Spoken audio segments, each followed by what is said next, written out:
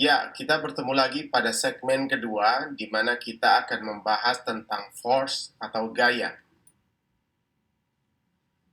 Dasar mekanika adalah konsep gaya-gaya, komposisi dari gaya-gaya tersebut, dan juga resultan gaya.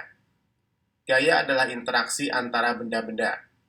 Kedua bola di samping memiliki massa 2 dan 1 kg. Massa adalah besaran skalar.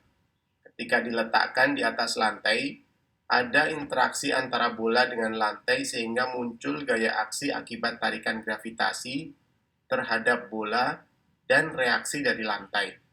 Muncullah gaya reaksi dengan arah tegak lurus lantai sebesar gaya aksinya.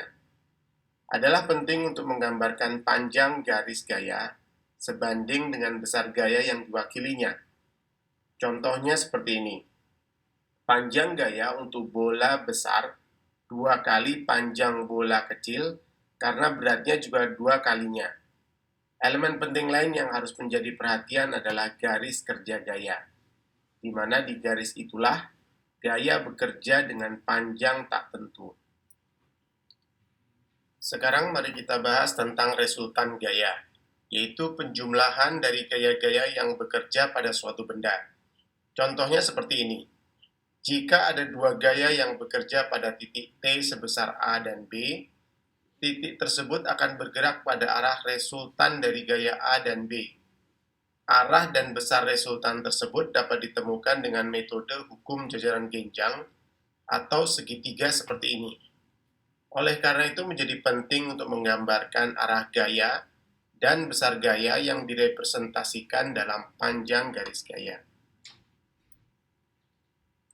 Nah, ada cara lain untuk mencari resultan dari dua gaya yang bekerja pada titik T selain dari metode grafis melalui metode hukum jajaran genjang atau metode segitiga, yaitu dengan cara matematis.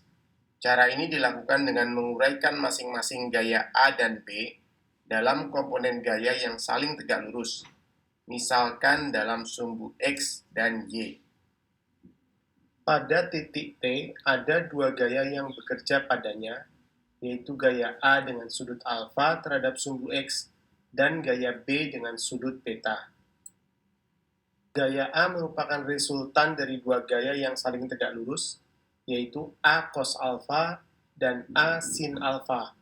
Atau dengan cara lain dapat dikatakan bahwa gaya B dapat diuraikan dalam sumbu X dan Y dengan besaran B cos beta dan B sin beta.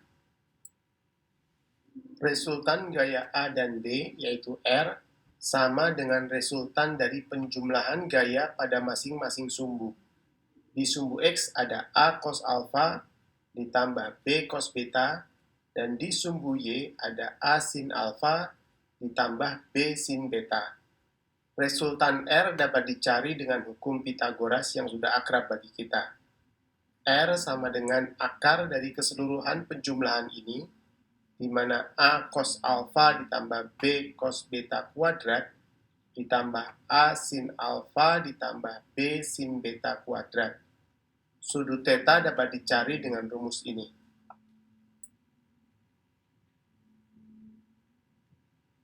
Ini merupakan kesimpulan dari uraian saya terdahulu bahwa penjumlahan gaya A dan B dapat dilakukan dengan cara matematis dengan menguraikan gaya dalam sumbu X dan Y atau melalui cara grafis dengan pendekatan jajaran genjang atau segitiga gaya.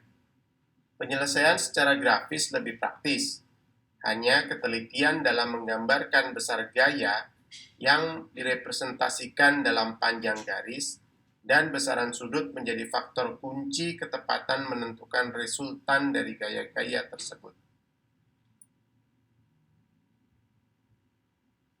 Dalam segmen ini, kita telah mempelajari tentang gaya dan penjumlahan gaya-gaya. Terima kasih atas perhatiannya, dan kita ketemu lagi dalam latihan soal di segmen selanjutnya.